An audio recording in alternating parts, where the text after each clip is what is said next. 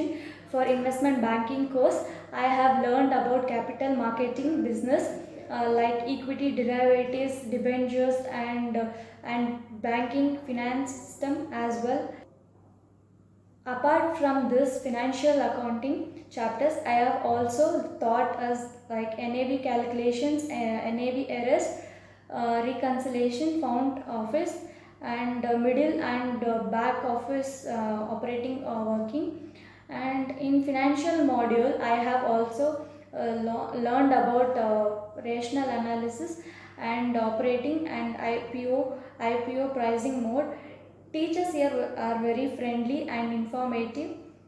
I recommend this course to other students as well who are looking to make their career in investment banking and financial accounting domain. Thank you all.